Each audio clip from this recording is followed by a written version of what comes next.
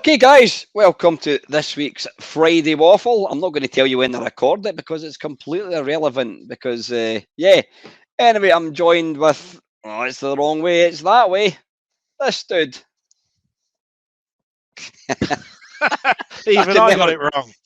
Anyway, more importantly, Dale, what's on in the background? What have we got tonight? Oh, well, you caught me watching the new version of Star Trek: The Motionless Picture, the one that most people turn around and go, "That's so boring. Why are you watching that?" But the reason I'm watching it is because they've just re-released it, a special long version, all in 4K, never been seen, and it's actually got a theatrical release over in the States. Nice. I started to watch it. That was all. I mean, I was never you know what? I was going to say I wasn't a Star Trek fan, but I do actually. I did as a kid. I mean, growing up in the 70s, you didn't have all the choice that you've got now. Now there's too much, to the point that I think you don't even. Excuse me, I've got hiccups. It's almost impossible to have a conversation with somebody about, oh, did you see that program? Like, oh yeah. What do you think happened there? Yeah. You're like, you say to somebody, so what are you watching on Netflix at the moment? Oh, I'm watching the something or another. Have you heard of it? Nah. What are you watching? I'm watching that. Have you heard of that? Okay, and then there's no conversation. Back in the 70s, there was so little on TV. Yeah. As a kid, you watch what was on, and Star Trek. I mean, I did enjoy Star Trek. How many of the original Star Trek episodes were there? There weren't that many. 79. Episodes. I take that back. I think that. But I mean, I did like the original film. What you mentioning it? Why would you call it Star Trek the motion picture? What is the motion? Why not just call it Star Trek? What is motion? What was that? Where did that come about? To be quite honest, the motion picture when it was being made was a joke. It had so many problems. There was Star Wars came out, and that was the game changer. What you have to understand is 1977, Star Wars came out, and then everybody wanted to do some science fiction film, right? Because it made big bucks. Star Trek was going to come back as a TV series, and it was going to be a TV series on a special channel that was going to be introduced. So Paramount was going to make a Paramount satellite channel that you had to subscribe to, and they called it Star Trek Phase 2. But as it got developed, they dropped it, and they said, no, we can turn this into a film and make much more money. And then the development turned into a film, and then it came into Star Trek the Motion Picture because it was the first one. Do you see what I mean? So they just called it Star Trek the Motion Picture. But you never. I mean, there's been others. What other TV programs have spawned a film? Can you think of any? God. Well, there's loads of comedies that we've had over here, haven't we? We've had Man About the House film, we've had On the Buses films, we've had we've had loads of stuff. They didn't call it On the Buses the motion picture. The motion picture, no. Step 2 and Son the motion picture. No, it was. But over in the States, I suppose. I can't think of one off the top of my head, but over here I can think of hundreds where, you've had Absolutely Fabulous the movie, haven't you? And you've had Nan the movie. Well, I've just thought it. I've thought it won the Twilight Zone. Yes, that was a film. Yeah, of course. That was one. What else? There must have been other ones. There's obviously been, with the advent of Netflix and all that. You've had films that have become TV. Like was it like Poltergeist? Did that not become a TV program and all that? Yeah, kind of stuff? But it was a film first. Yeah, Poltergeist. Yeah.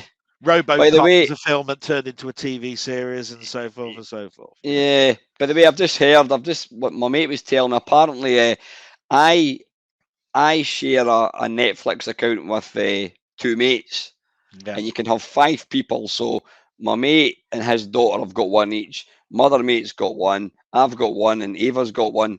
But apparently, they're going to I think, reduce it to 3, and they've all got to have the same IP address. So that's basically going to fuck me up big style.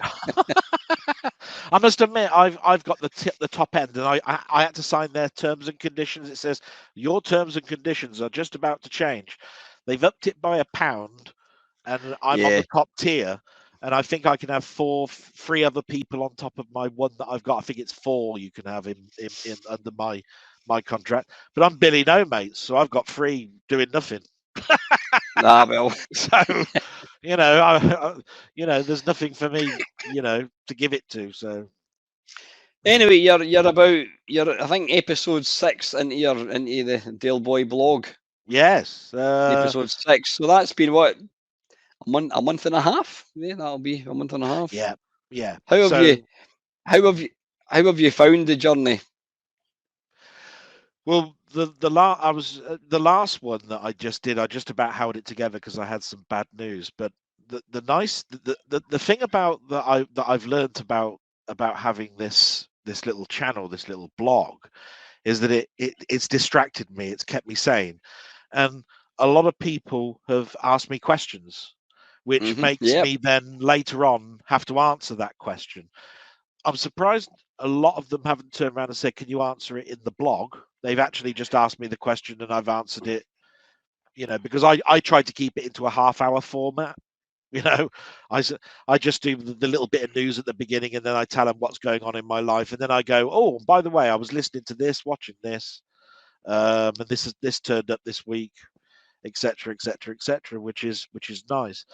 This week was quite nice because I had some bad news. Everybody was really nice to me, and I went through my boxes in my garage a couple of days before I was going to, record the blog, and I found my boxes of laser discs, and it gave me an opportunity to write, to show people what a laser disc was. And, they do look nice, I have to say. Yeah, they look. I mean, that alien one's really beautiful, isn't it? Oh God, yeah, that was the very first laser disc that I bought, and the Star Wars one was interesting because I went, "Oh my God, you know what? I actually do have the original Star Wars films before George Lucas went and bloody changed all the special effects in it. So I actually can still watch the original Star Wars." Have you got your laser? I take it you've not got your laser disc thing set up. No, it's set up upstairs. Oh yeah, so you can actually watch it. And what is the resolution? Oh, it's very low. Laser discs were around in the 70s, believe it or not, and as you know, they turned laser discs into arcade machines in the 80s, like 83, 84. And when I was buying films, it was in the mid 90s, before DVD came out. But DVD was big around about 2000, 1999, 2000. So laser discs was what people were buying because they were snobs. I was a snob. It's like, oh yeah, I want the widescreen version of the film, and I ain't gonna have it on VHS tape. I want it on Laserdisc, and I'm gonna have it, like as sharp as you could possibly go. It's an analog system, so the picture was never going to be anything other than 480p or whatever it was. But it's very lucrative if you've got friends that want films before they came out over here.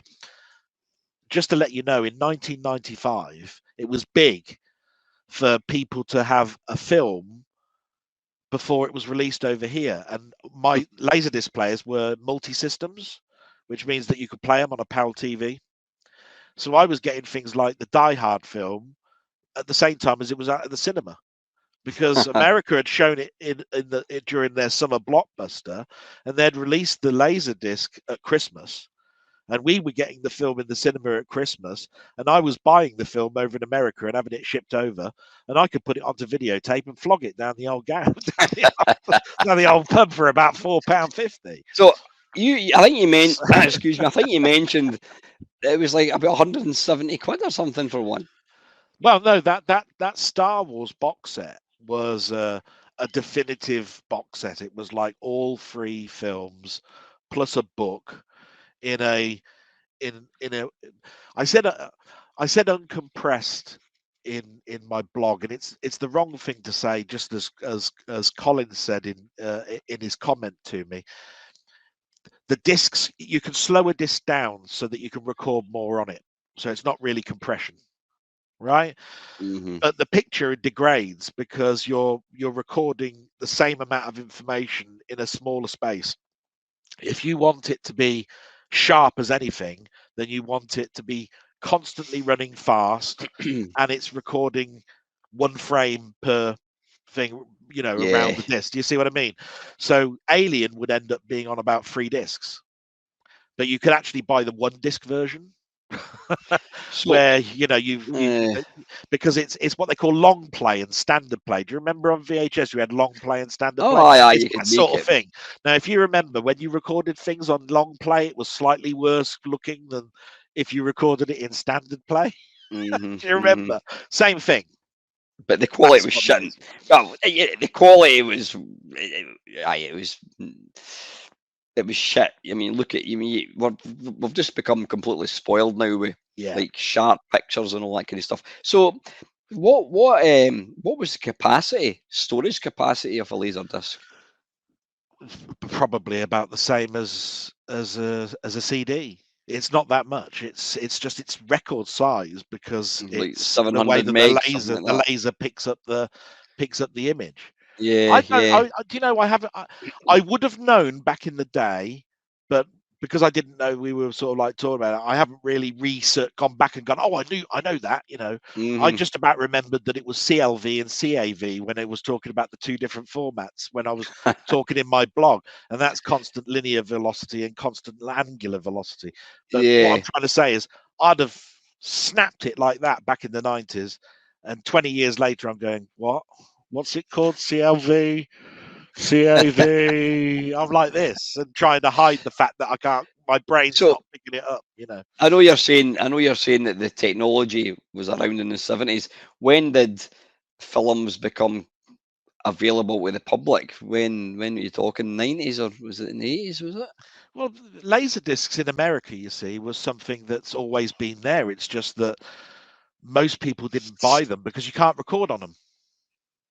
See, when the boom of tape players came out, which was Betamax and VHS and the Video 2000 and all of those, when there was a big war going on, the reason that that war was going on is because you could record the TV.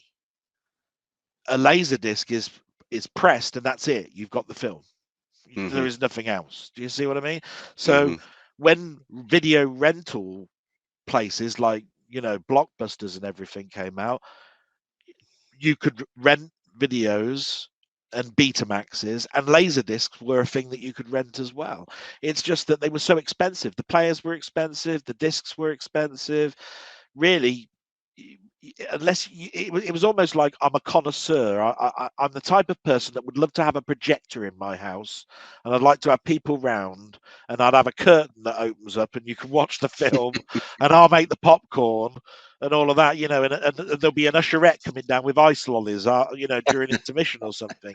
That's the type of person that a Laserdisc person would probably be, because they're snobs. It's like, oh yeah, I've got the money to buy. So That at what? is. So when did you say they kind of started being sold? When did you say it was? Well, over here there was a big push about 1994 when widescreen TVs. The Philips widescreen TV came out. That's when I heard about Laserdiscs, because when Philips brought out that fantastic 32-inch widescreen TV, right? I remember there was the VHS market suddenly said, you can now buy the widescreen version of Star Wars. You can now have the widescreen version of Die Hard, right? And I was going, right, I've got my massive new widescreen TV. Right, I'm going to buy widescreen everything. I'm going to have Lawrence of Arabia. I'm going to have Star Wars. I'm going to have Die Hard. I'm even going to have the highbrow Chinatown and all of this sort of stuff, even though probably never going to watch it. I don't really care about it. But I want my TV to have the latest films and all of that sort of stuff. When VHS started to produce these widescreen versions, and we were still watching pan and scan, do you remember the image with no border, and you only saw half the film because they concentrated on one side of the face and then the other? Pan and scan, it was called, right? Laserdiscs suddenly started to get a push over here. It was like you can actually have the film on a much better quality and it'll have all these extras, because Laserdiscs allowed you to store frames of images. You could actually still pause it and there'd be no lines or anything. You could actually have the whole script, and you could step through and read the script by hitting the step forward, step forward, step forward.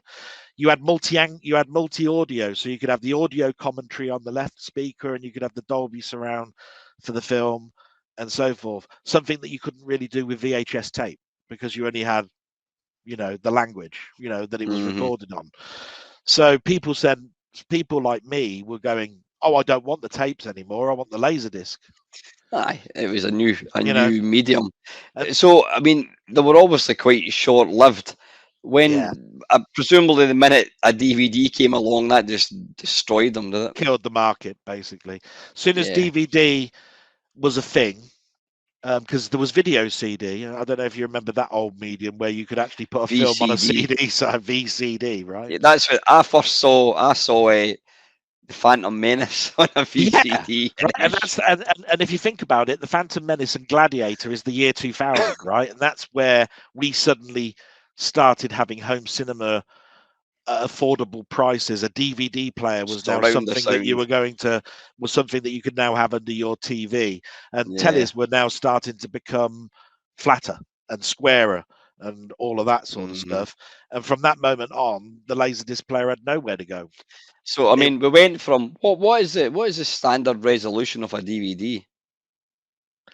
That's 720. Was it? I don't know.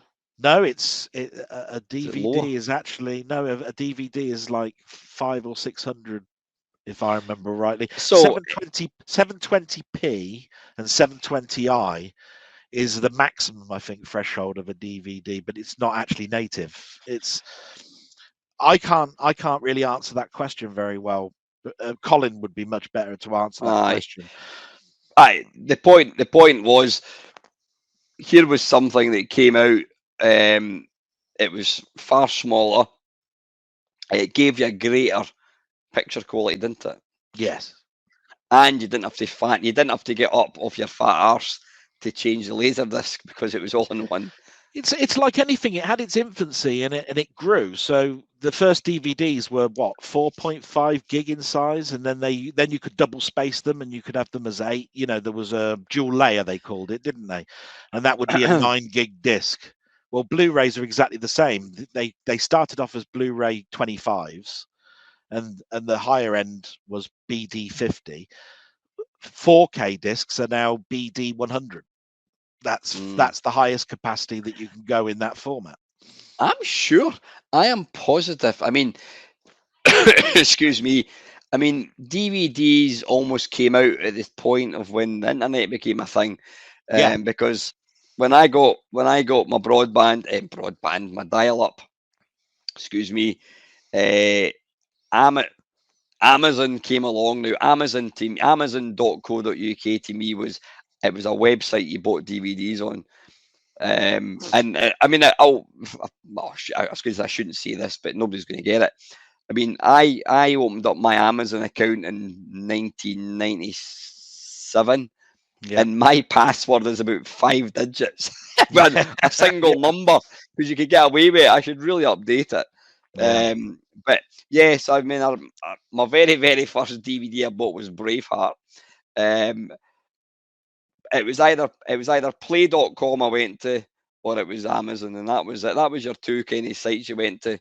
And I'm positive, and I don't know whether it's my Braveheart, I bought a film, or was it Terminator 2 maybe? I don't know. And you had to swap it over. Yes. It was like double-sided. You had to flip the disc. Yep. Because, like I say, in its infancy, there wasn't different compressions, there was MPEG 2 and all that sort of stuff. But what I'm trying to say is the discs weren't dual layer. They didn't really make dual layer a thing until about a year down the road. Oh, that's right. Dual layer, single. That's what it was. Yeah. So, and then, of course, I mean, it sounds kind of alien to people under a certain age. Then you had the whole thing of my DVD player, it's locked a region. Yeah. So you would buy a multi-region disc, or else you could get the remote control and you type in a code and it would make it multi-region and all that. And then you had the Love film. And I mean, I was in the top tier. I used to get like 7 discs a week, rip Oh them, yeah. send it back, and it was a factory of me ripping discs. And I've actually still got, I think I've got 2 folders that hold about 200 discs. I've got about 400 DVDs, and I was going Yeah. to throw them out. Excuse me, I was going to throw them out, and I thought, why? I always, and the reason I've still got DVDs and that kind of stuff is, I mean, I'm not a collector like yourself, but the reason I don't throw them out was I think, well, come the apocalypse when there's a nuclear war and I'm under my mattress and my air raid shelter, I'll be able, as long as I can plug my DVD player. I've got my discs, I can still watch. So when the internet crashes, I can still watch my films because I've got them in disc. Oh yeah. Yeah. Like I said, I used to do the same. I'd rip things and keep them but I was also buying them. It was just that I was greedy. I wanted everything. You know, if there was 15 films coming out that week, I was going to buy 2 of them. I wanted the other 13 as copies, even though I don't want them. You know what I mean? It was just right. One of my mates, kind of backpedaling for a wee bit. One of my mates, he was, in fact, I think I've mentioned him before to you before. He's writing his comics and his film posters and all that kind of stuff. Back in the day when we had the you could tape tapes, he was absolutely obsessed with like recording films, and he would record things off the TV, and he would edit out the adverts. And it used to really annoy me and my other mates, because we would say, "Oh, you couldn't the pub tonight." "Oh no, I'm recording Star Trek the motion picture and I want to edit the adverts out." And we were like, Yeah. "Fucking what difference?" And he used to get like the wee titles, and he really went to town, and he would print off. I mean, I always remember a funny story. He let me borrow Batman. What was the first Batman? Was it this Batman the movie? Was it Yeah, it called? was just Batman, wasn't it? That's all it Aye, was. The title Michael was just Keaton. called Batman. Probably, in my opinion, probably one of the best Batman films. But he copied it, and he let me borrow it. And I remember coming home from work one day, and my dad said to me, "Oh, by the way, I was up at. I took that film back because in case it's overdue." I goes, "Well, I've not got any films." "Oh, it was Batman." I went, "That was a fucking copy." And I phoned my pal, and he didn't go ape shit, but he got into such a panic. He thought that the police were going to come and arrest him and all that. And apart, my dad just, remember back in the day, you went into a video shop and it would have a big thing, "Please ensure you've rewound the tape or else you get a fine." Yeah. And he just went in and just plonked it down and then left. So there was a copy of Batman, but he used to, and I mean, I thought it was funny because he would have all these copies, and then when he got a better job, he started buying them. He'd buy Star Wars with the extras, Star Wars widescreen, Star Wars the trilogy, and he would have so many copies. And I mean, I always remember, and to this day, I still wind him up. We used to buy each other Christmas presents, and I said, "What do you want?" And we would always tell each other. I would say, "Oh, go and get me Rambo on the Commodore 64." He would always want a film. I would get a computer game, and I bought him Galaxy Quest, and it was like a special edition or something, and it had a T-shirt. And he never, ever, ever, he never even, I remember him throwing out them, and he actually threw out this DVD that I'd bought him. He'd never, no, it was a VHS tape, and he'd never even owned the damn thing. So I'd given it to him as a present, and never even owned it. It was still thing with day. But he then moves on to DVD, and he bought all the discs, all the films again, thousands of them on DVD.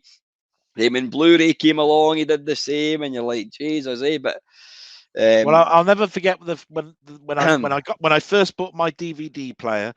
The first thing I bought, and I've still got them now, is the Laurel and Hardy DVD box set and the Abbott and Costello DVD box sets, and that's because how many VHS tapes would it take to put all of the Laurel and Hardy films on VHS tape? And so all of a sudden you had a box and it had like 39 discs in it, and you've got all the films on DVD.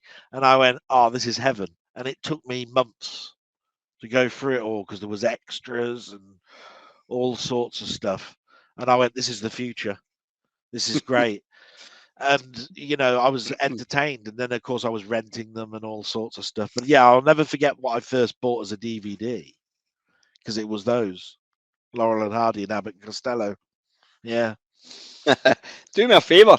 I mean, I've got me and the mate I was just talking about. We bought a collection of Laurel and Hardy, and it came on, I think, 5 discs. I think they were double discs. But I think it was like, I don't know, six discs. Yeah. What's it? Excuse me. What is it? If I'm doing a live stream, what is it?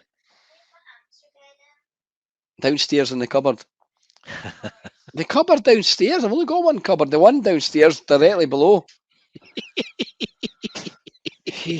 Daughters, eh? There you go.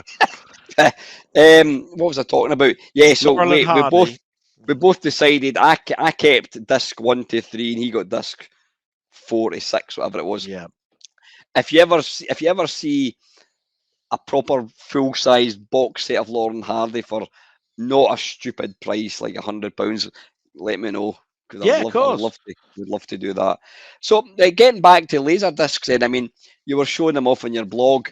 Yeah. And like vinyl records, there's something nice about being able to pick up something and open it up and look at it and all that.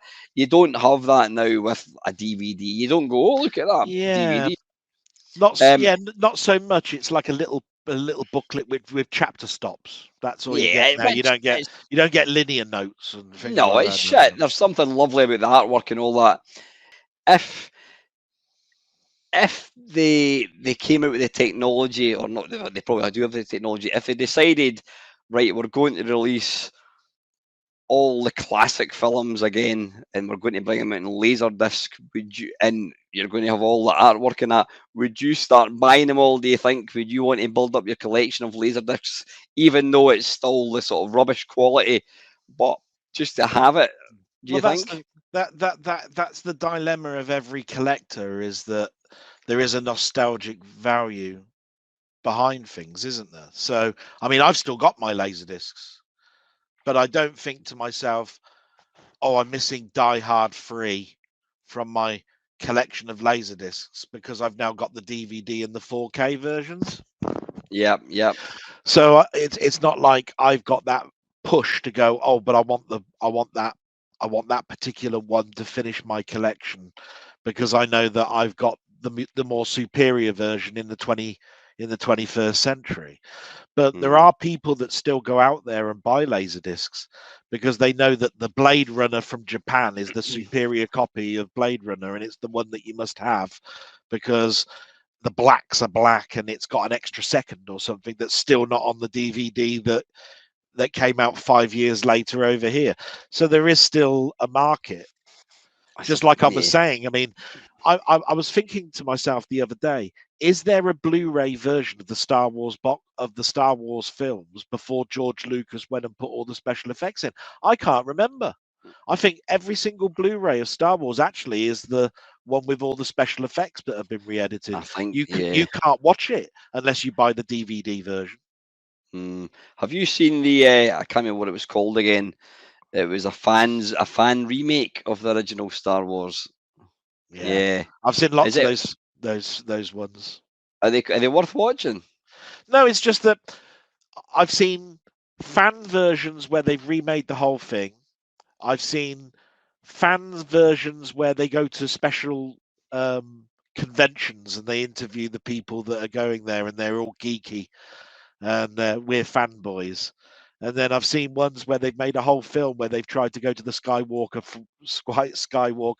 ranch to infiltrate George Lucas and tell him to stop making special effects, so there's several different branches of this medium.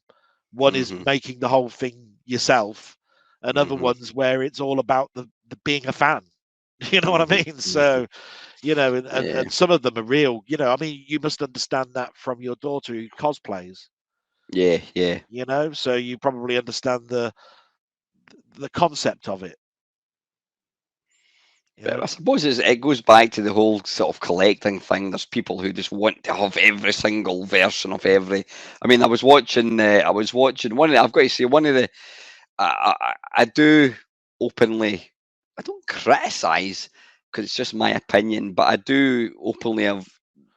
I try and avoid some of the bigger retro video games channels because, quite frankly, I find them very, very quite false. It's put on, it's too rehearsed, scripted, etc.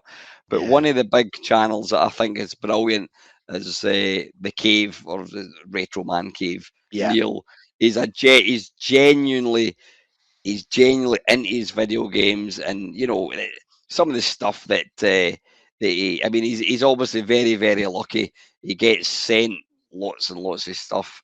There was one I was watching. I watched last night actually. It's fantastically bad. It's something like the Sega video game driving game or something like that, and basically it's a VHS tape. Have you seen it? Yeah. And on the front of the TV, it's like, you imagine like a sound bar. You place the sound bar in front of the TV, and you've got this little thing that moves left to right. Right, and it just and you play the tape, which is a loop of the track. Basically, he bought a little. I think he must have, maybe the car wasn't there. He sellotaped a little Matchbox car onto it, and he's just going like that, and that was the game. It was like, I don't know if you've seen any of my videos where I kind of overlay the outrun car onto the road when I'm driving. Yeah. That's exactly the same thing. Yeah. Except my car is kind of in scale, whereas this thing's a tiny little Matchbox car. Yeah, and that was a thing that they sold. You know, that's the thing. It's like they actually sold that. Yeah. Oh man, I thought that was absolutely fantastic. But listen, what I'm going to do, I think I didn't answer any questions from last week, so excuse me, I'm just going to have a quick look. I don't know if there was any questions actually left from last week. Let's have a wee look. Friday Waffle 84. I say, I went back in time myself while you were gone. Look, I'm in trouble, look, because I haven't sent my love film back. Look, I don't know what I'm going to do. I'm going to be in real trouble now. That's not still a thing, is it? Yeah, that is love film. Look, it must be 15 years old now, so I'm going to be in real trouble, right? I don't know how much that's going to cost me. I can't find my charger for my BlackBerry. I don't know what happened with that.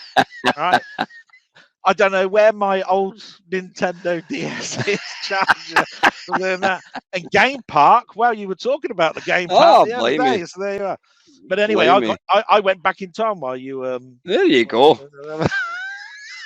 There you go. Awesome. Right, let's have a quick look. Questions.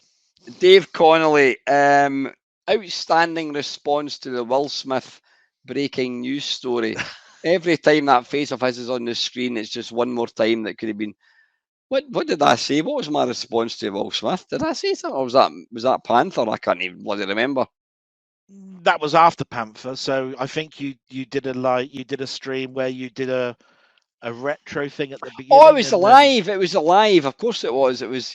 Yeah, and I generally don't get as many questions, and that's why I kind of have. I think you actually mentioned that. You said the reason you don't get many questions is because people are asking you in the actual video. Yeah. Anyway, right. Thank you, Dave. I don't actually know what I said, but I'll take the kudos for it being a fantastic. I remember what you said, because you were saying, do you know what? We've got world wars going on. Who cares whether Will Smith has been sacked from the Academy? Don't care. There's far more things going on than me worrying about that stupid on the give a shit meter, it's registering about 0.01. So yeah, right. Dave's got a second comment here. He's just heard about the Mamemeister calendar idea. Yeah. And where you're going to stick your joystick? Yeah. Oh man, right. Anyway, he says that is brilliant. I actually have a unique tradition every year where I request the most awkward calendar imaginable as a Christmas present from my lady wonder wench.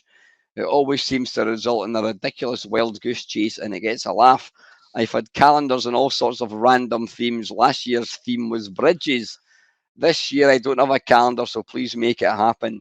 Yeah, I can't even remember for the life of me how it came about. But you know what I'm going to do, and you know, as I said, I don't give a shit if people go, okay, who does he think he is? He's going to have his own calendar. You know what? It's a laugh. People are wanting it, so why wouldn't I do it? You know what I mean? I'm not going to profit out of it. When I heard it as a podcast, because I listened to it, I watched the video and then I listened to it as a podcast. I thought the lady that asked you the question was asking you to do a calendar, girls, where you're going to be naked with your Commodore 64 covering your bits. And every month there had to be a picture of you with your joystick here or your flower pot here or what. Well, if it was that, me, I'd need to use a big PC box if I was going to cover things. Yeah, I mean, never mind. Well, the reality, it might be a Nintendo Switch cartridge, but anyway, we'll move swiftly on.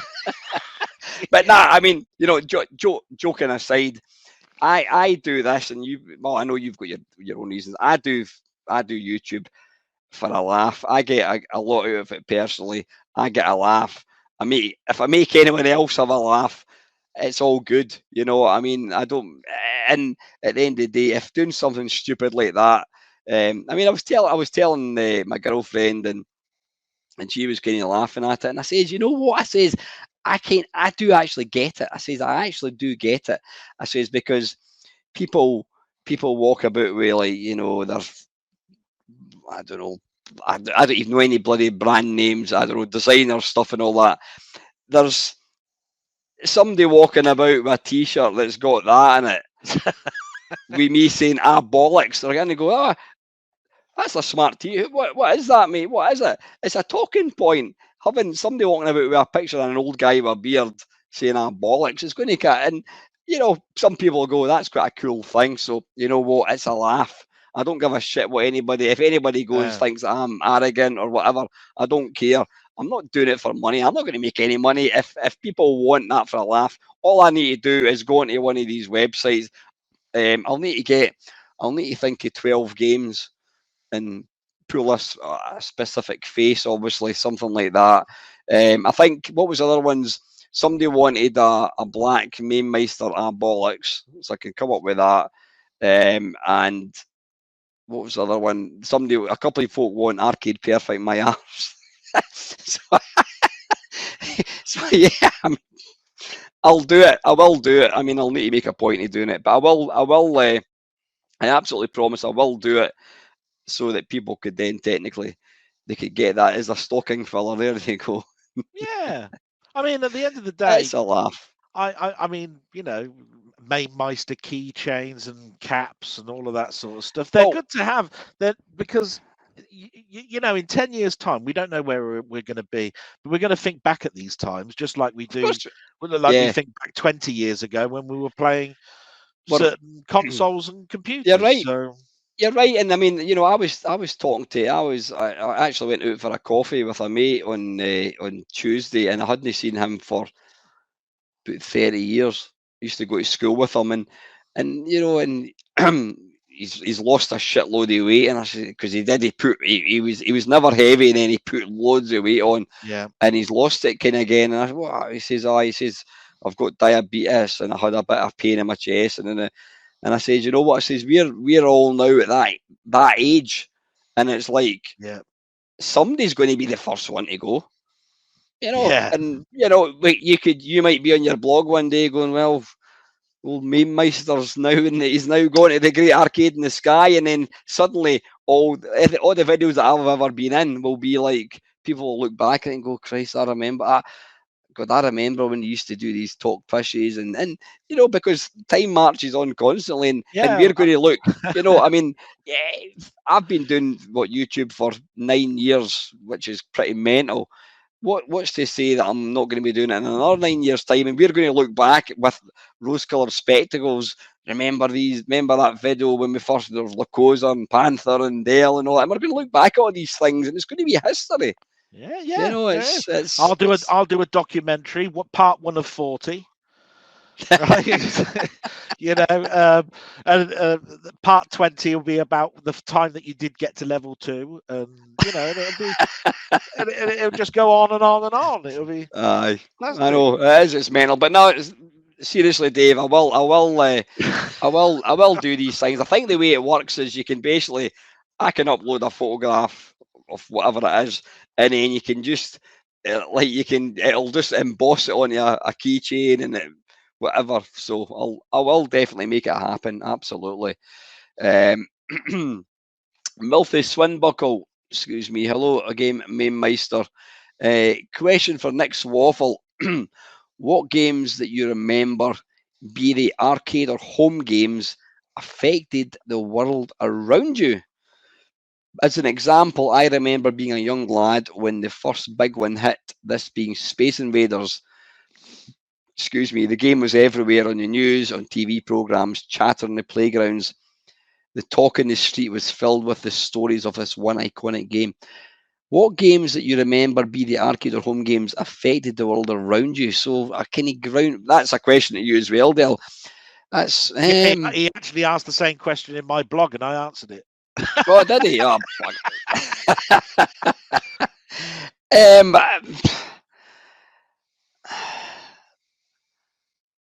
I don't know. I mean, I've been into video games for such a long, long time that everything's just been gradual kind of evolution. I mean, I could say, like, I don't know, when Doom came out, but you know, I'd left school at that point. Was it a game? I'll tell you part A of my answer. And part A of my answer was when Dragon's Lair came out, it was all over the news. I remember news at 10 saying there was this new arcade game out. It was like playing a cartoon. They had all these kids watching people play Dragon's Lair. And I turned around and went, wow. And I remember there was all sorts of news articles that were about 5 minutes long about Dragon's Lair. And that must have been world news. That altered everything because it was actually on the national news. All I'm saying is that didn't alter me, but it altered the world because Dragon's Lair was newsworthy enough to be on the news, showing kids playing it. Yeah, and then reality was the game itself was shit. That wasn't really a game at all. But all I'm saying is that was part A of my answer. I gave another answer, but what I'm saying is that you got to think along the lines of what game was it that was around that altered your world? You know, and you've mentioned before where you wouldn't have seen Space Invaders unless you played judo and all of that sort of stuff. So what do you think? It could be anything. It could be a Commodore 64 game. It could be anything. Do you remember which altered your perspective or world? I mean the first game that I can remember that was like that I played at home, which was a wow moment, and it was Kong by Analog Software. It's just like, wow, look at the graphics, and I actually posted a picture of it on my on Facebook. And this is a true story, and I have mentioned it before. When I started my part-time job, I'd been doing that for a couple of years, and I got partnered up with this guy, Brian. We were collecting shopping trolleys, and he mentioned that he had like 90 games. Like, how can you have 90 games? You must have a lot of money. I mean, the word pirate wasn't a thing. That it was like, they're copies. Excuse me. How can you copy a game? No, you use a cassette recorder. No, right, okay. And then he said to me, all right, I'll come up to your house next week and I'll bring up a tape with all these games. And bloody hell, and I think I had about 2 games of that. I had Crazy Kong and Frogger 64 by Interceptor Software. And so anyway, that was that. So anyway, said friend came up and we're sitting loading. I think it was a C90, and we're loading up all these games. Oh, great. And then, the idea being, I can't remember how I had it. My mum and dad never had a double cassette tape thing. I don't know. I was going to use like I don't know, I had a stereo system, and I was going to plug in a cassette player or something. We were going to copy it. And then, so I thought, that's great, I'm going to get a copy of these games. And then he suddenly said to me, oh, I need to go. And I'm like, I thought I was going to get a copy of your tape. Oh, no, I need to go. And I'm like, bastard. So I said, oh, can you load up Kong? So he loaded up Kong for me, and then he left. And I thought, wait a minute, if I don't turn the computer off, it means I've got this game to play. So I literally left the I left the C64 on for like 2 days. Yeah. I was at school. Yeah, I was at school. I was going to school, came back, and it was still there. And that was probably explained by the first C64 I had didn't last very long, But yeah. So yeah, I mean, that was the kind of game changer. But I can't honestly say there was any. Well, can you remember a TV advert where that was national? A game that you could play. So maybe it was a ColecoVision game that you might remember that was advertised on a Woolworth advert or something like that. Yeah, I mean, the only advert I can remember, sort of for video games. I mean, I never really saw. Well, they had the advert for the Commodore 64 with an Elephantine 64K memory, and they had a little mouse which was like the Spectrum. And then you had the Commodore 64 elephant kind of walking on the screen. I remember the Vectrex in the Woolworths adverts leading up to Christmas. I don't. Have you ever seen the? I've got a. In fact, I'll play it for a second. Actually, if I can find the damn thing. Let me just. I was going to say, talk amongst yourselves. You see, in the States, they had adverts for Pac-Man and Zaxxon and all sorts of stuff. We never had that, so it's a bit. It's a difficult question to answer. I always thought because I don't think. Yeah, I don't believe. I don't think that video games were really advertised that much, because the early video games, like, it was still a very much a niche hobby. And companies weren't going to go spending £20,000 for an advert on STV, because I thought, well, we're not going to. Who's going to actually? Who's actually going to be interested? I'm just looking for one. Let's have a quick look. Looking at my films and stuff, retro programs. Right, here we go. This is a bit more kind of modern, but I'm going to share a video. And this is a W.H. Smith games promo video from April 1988. 88, so okay. Master System territory. Yeah, let me just. No, I think it's all 8-bit machines. Hang on. Okay. Films and stuff, retro programs, W.H. Smith. So this is from 1988. Hopefully, it's going to work all right.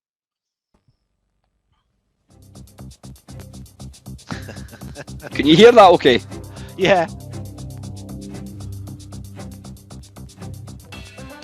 Do you remember they used to have V hold and horizontal hold and all this tape flickering and all that sort of stuff was because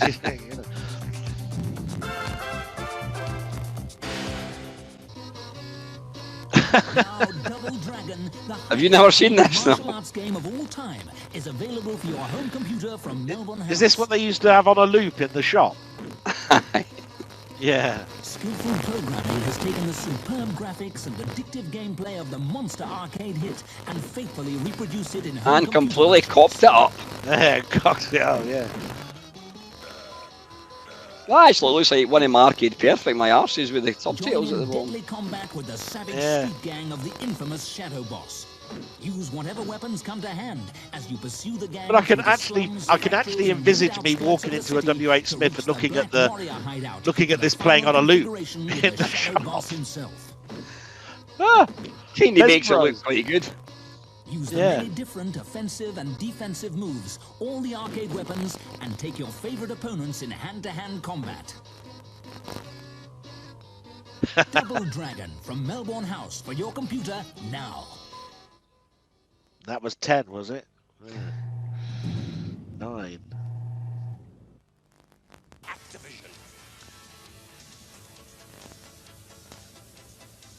Afterburner. Oh no. You think, bloody hell, I'll get arcade version, yeah, okay. Other versions, mate, Other versions may vary. Here's the version you could have played. I wonder if they'll let you see the Spectrum version. Through night and day, snow and sun, land and sea, desert and mountains, can you take the pace, or will you fall to the enemy with a It's actually quite false advertising, because I mean, although they're saying they're showing the arcade version, the fact that they're showing this isn't what you're actually getting. This is not the game you're getting. Yeah. It's a false pretense, isn't it? It's like, I mean, is it not? There you go. It didn't even show you the bloody. It didn't even show you the home versions. that is poor. Imagine presents WEC Le Mans. The world's most famous sports car race comes to your home Arcade computer version. There with you this go, exciting arcade version simulation once of a again. 24-hour Le Mans race. World Endurance They Championship shouldn't sports have been cars embarrassed topple about the through day and Spectrum night version of that, because sequences isn't where that both considered to strategy be and the driving skills are top required to version take of the winner's game? laurels. That's all right. Yeah, I never actually realised. I mean, I think Double Dragon was that was the like Atari ST or something version, wasn't it? I think. Yeah. They wouldn't show the Amiga one because it would have been slightly slower, because it would have been one of them standard ports across where they didn't even try to rewrite it for the machine. So. Anyway, we don't want to watch. Well, let's quickly have a look at. I'll remove that and we'll quickly have a look at 1989. Let's see what bollocks I've got in this. That's a bit louder. The same CGI input.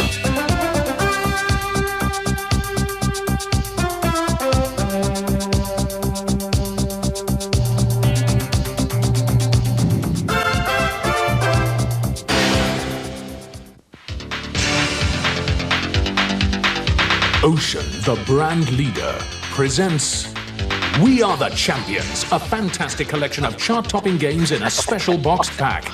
Oh, yeah.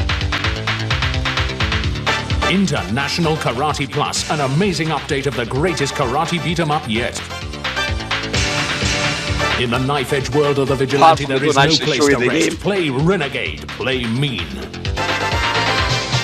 Rampage, the game where nice guys don't get a look in.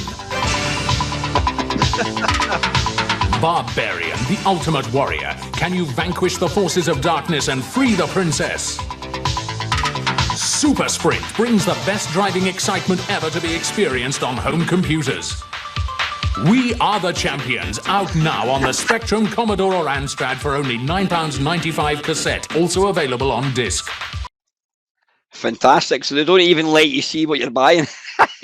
Can you imagine your mum taking you into WH Smith, you mesmerised in front of that telly, and you're going, Mum, it's only $9.95. Only $9.95. Can you get it me? I want that. It's only. Do you know how much $9.95 is? It cost me. That's the groceries this week. No, you can't have it. You know. You can imagine the conversations.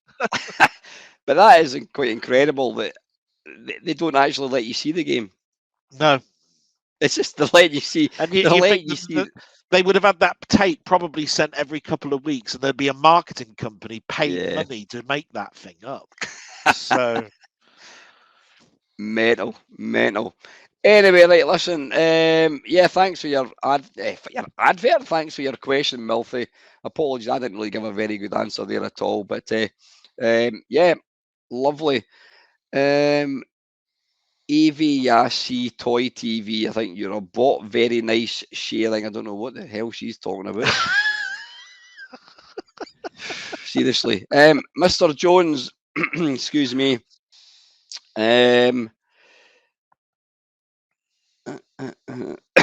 Excuse me. Where the hell is his... I'll just read it out. I can't actually find it. I've never been abroad. I've been a fella all my life. I have no idea what you're talking about. Yes, I was at work probably around Nantwich at the time of the name drop. All right, I think, did I mention Colin? I must have mentioned Colin. I do 99% of my emulation these days using the Mister. The main exception being unsupported arcade games, so I have that. FSUAE on my computer in the Real 1200. I also usually connect my C64 Amiga to an HDMI via converter. The A500 Mini would just gather dust like my this 64 does for the Yeah. same reason. I do think they're a good thing though, just not for me.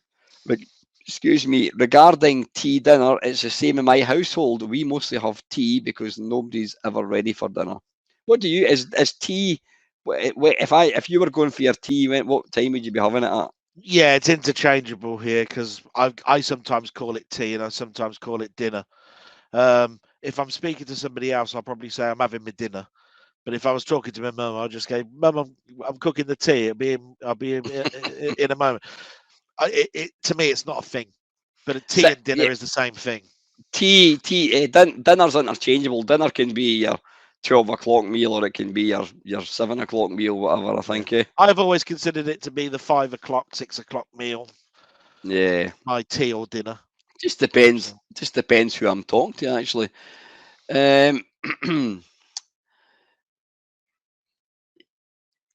Yeah, a full size the A500 is unlikely because, and I quote, it's quite a desk hog. That's true. It was like, I mean, it was like the size of a 4x3 slab, and then if you wanted to plug in your telly, it stuck out by about another 6 inches. Yeah. I mean, I remember the podcast, and I remember the reason people are asking these is giving you these comments is because the A500 was a question that you were asked. I think actually the question was A500, yes or no, and you were saying, well, I don't have a problem with it, but not at the moment. I don't want Not one at for the moment. yeah. It then turns into a conversation. Now, I won't give a long answer to this, but I do know that. Panther already told you that if you look at the videos of the A500 Mini, they've got molds. So if they're going to make a big one, they're not going to make a big one of an A600 because it's smaller. They've got the molds already for an A500. So they're not going to, you're going to be disappointed if you're thinking the large one is going to be anything other than an A500 mold. You see what I mean? Because they've just got to expand the size. Then there was another person that said, "I'd have one if it was FPR, you know, the programmable chip." Yeah? And I'm going, well, you're going to be disappointed then, because if you think about it, the Mini is going to be inside the larger version, and it already does A1200. An A1200 Amiga inside the Mini that looks like a 500. So all I'm saying is you're going to have a large A500 mold with a proper keyboard. It's going to have the same emulator board inside it. The only difference is you're just going to have a keyboard on it that works. That is it. You're not going to get FPGAs. You're not going to get any of this other stuff that people. You might be lucky and have an extra USB port. Yeah. Right? And then to answer the other bit, this controller thing drives me nuts, because when I first saw the A500 being advertised, I didn't have a problem with that little gamepad, because the whole point is it will emulate a Amiga CD32, and that's what you got with an Amiga CD32. Why would I want a 360 controller when I'd want the CD32 controller? Because it's the same buttons for the menu. So no, you're not going to get a joystick. You're going to get the gamepad so that you can emulate the CD32, aren't you? So all of these things, I was thinking, you're just knocking this for knock's sake. The A500 Mini is not something for me at the moment, but it does so much at the moment. It's got jitter correction, and you can make it as if it's got a hard drive in it, and you can run things off of an SD card that, you know, as if it was installed, you know, so Monkey Island can be installed without it having to swap discs. So as far as I'm concerned, it's absolutely lovely. But it is exactly as you said, mass produced for people that have got a reminiscence of a device that they used to have and don't have now. Now I would buy the larger version over the smaller version, because I'm not into small versions. Right, but I have got an A1200, so to me it's neither here nor there. I think I'll probably buy the A500 Mini if it comes down to half the price, because it was in a sale one day. Aye, how much is it? So- Is it 100? Is it 100 quid or is it more? It's 129.99, I think. It's quite a lot, isn't it? I mean, when you consider that the Maxi Commodore, sorry, the C64, the larger version, we won't give it that horrible word, was was £109. It's £20 more expensive, but it emulates 3 machines and one machine well above its punching rate, because there's a big difference between an A500 and an A1200. Yeah. And yet it What will does- emulate a 1200. So does this A500 Mini emulate a 1200 as well? Yeah. Yes. Yeah. You can actually change the processor. You can actually go into the menu and say, I want to use a 68 Oh, right. 20. That's quite good. I So mean, what I'm trying to say is, you've got AGA graphics in there. You know, the things that you wouldn't have on an A500. I think it's absolutely got its place, and Yeah. you know, as I said, if I get to a stage where, you know, all my original hardware, I thought, right, I've had enough, I'm going to sell it, then yeah, I would probably go down that route. But I think it does, as you say, it appeals to the person that had an Amiga 30 years ago and they've never touched a computer since then, and they go, oh God, I remember playing Sensi Soccer. Me and my mates used to play that. You know, I mean, I was thinking about the 64, the large one. Excuse me. You can also switch it into VIC-20 mode, and yet they still went out and brought out the VIC-20. Well, the VIC-20 version, yeah. And it's the same one, and they just changed the color. And that's obviously, I don't know how many or how few that actually sold. I wouldn't have bought it because I can do it on my C64. Yeah, I mean, at the end of the day, though, I don't know whether they're doing things like sale or return with Argos and things like that. Do you know what I mean? Yeah. But there are people that will say, I never bought a Commodore 64, but I remember a VIC-20, so I want the VIC-20. And then there are other people that are total Commodore addicts and want everything that Commodore ever brought out. Of course they do. And they never had a VIC-20, and they've gone out and bought the 64 and the VIC-20 version, even though they've already got the 64 and it'll emulate the VIC-20. Yeah. They will buy both because they want to put them on a shelf behind Well, them. see, that I'm thinking I need to have an Abolics white, and then I need to have an Abolics in black, so that the ultimate collector can get them all. Anyway, a full size the 500 is unlikely because, I quote, it's a desk hog. I was never a fan of the A600 due to the lack of numeric keypad. It always struck me as a backward step. Well, Retro Man Cave, he did a really good video all about the A600, and you know, it was a budget version. They wanted to kind of bring the thing down. I would definitely buy a Mamemeister t-shirt. As for Arcade Perfect my arse. And now on to the games you hate. I'm going to have to suggest Rainbow Islands. That's never happening. I'm not. I detest that game. It took me a while after subscribing to start watching Waffles. And I totally understand that, because the Waffles is really, they're only going to really appeal to somebody that maybe has a flavour for who I am. Yeah. Because, I mean, 99%, well, to be fair, this Waffle has just been, we've been talking about laser discs and things like that. But yeah, I totally get that. You know what I mean? I have because I've been making Waffles for so long, I've deviated. I've now I have to talk about other things because I wouldn't have anything to speak about.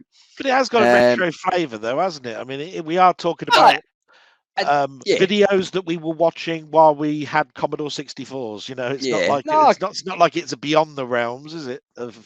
Exactly. All right, okay, right. And Colin's question. As for questions, I'm also at the bottom of the barrel and have been for ages. Bluetooth headphones. Yes or no? It depends. It depends. If I'm, and I know you'll be better placed to answer it in a minute because you do a lot of walking. In my humble opinion, the quality. I mean, I bought a pair of Amazon Best. They were about 30 quid or something. The quality is all right, but I find that, I don't know whether I've got weird ears, they don't really sit right. I can have them in, and I think I don't really hear them. And if I go like that and press them, it suddenly goes really loud, and it's because one of them's kind of falling out. So they don't really work for me I've tried to. I think I actually phoned you one time with them, and because Yeah, the ones I had, these little things. yeah, the ones I had actually push right inside the ear canal. Now, if you cover your ears and talk, it sounds like your voice is kind of echoing in your head. So when I phoned you that day, I was out and about with the dogs, and I was trying to talk. I do shout when I talk. My family, we all talk loud, and but when I was trying to not talk very loud, I was conscious of how loud my voice was, and I thought, is everybody in a mile radius, can they hear what I'm saying? So I don't like using Bluetooth headphones for talking on the phone. The only time I will use them is if I go to the gym. I've bought myself a set of Bluetooth ones, and they've got the wee bit that kind of loops over the back of the ear, and it holds them in place. Are quite good. But I don't really wear headphones that often at all.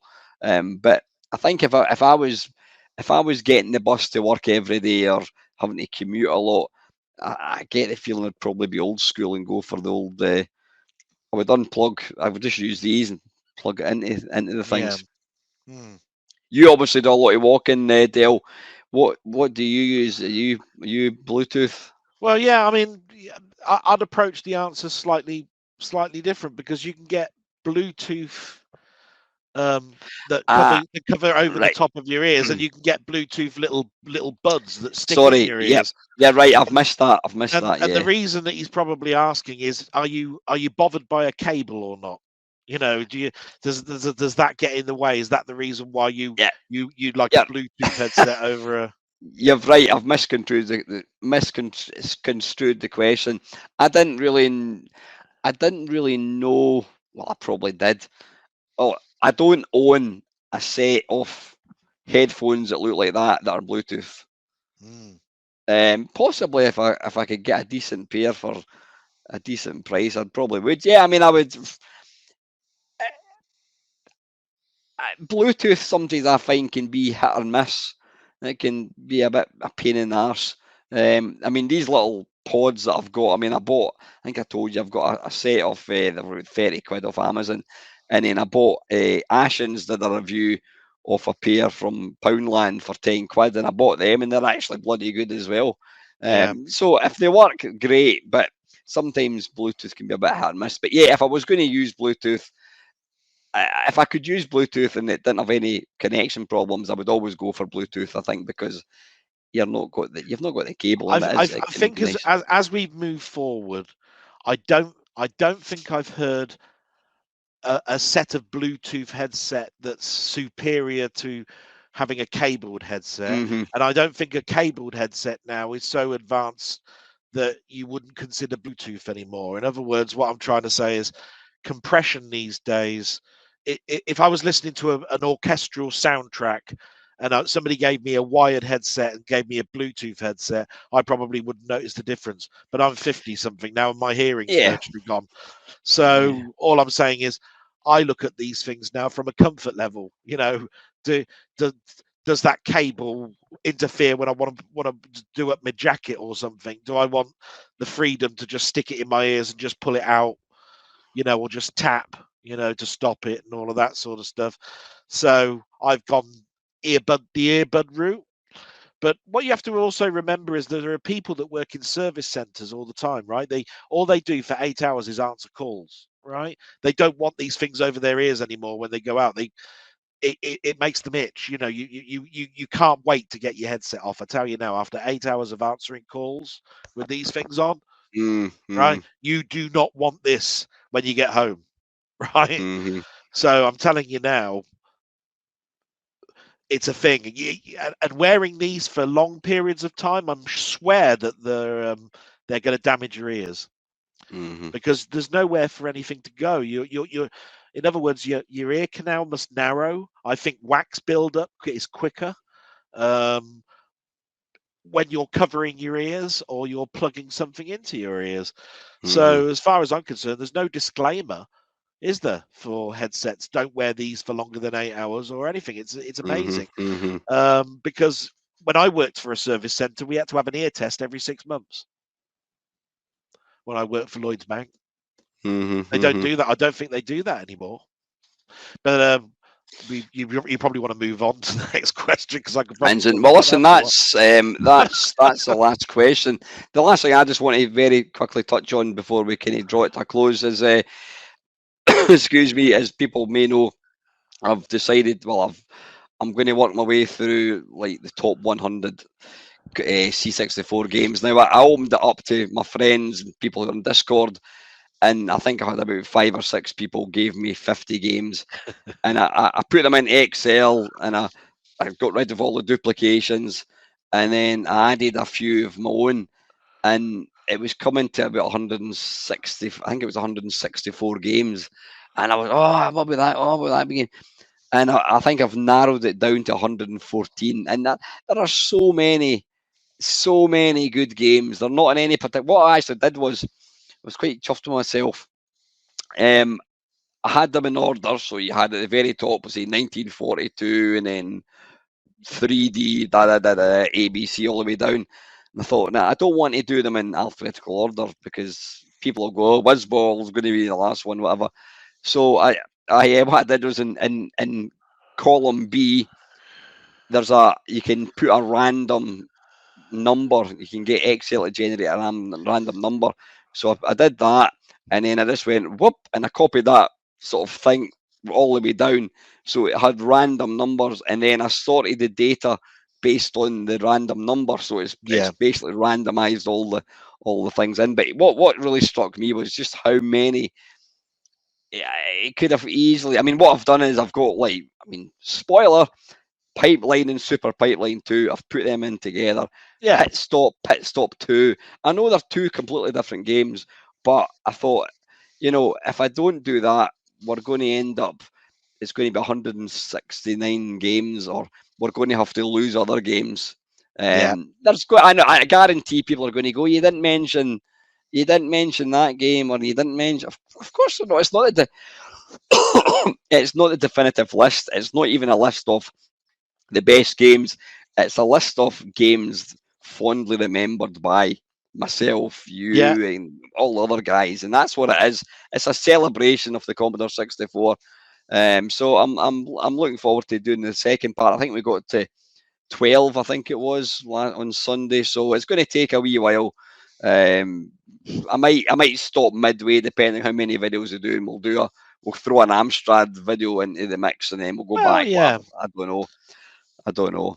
I think people will enjoy it, and I don't think anybody want you to rush. And I've always found these things quite enjoyable, even the Spectrum one. Because I mean, I'm not a big nostalgia for the Spectrum, but I learned an awful lot looking at the different games because I didn't actually play those ones. Yeah, because they were only on that system and they weren't really on another system, especially the early days.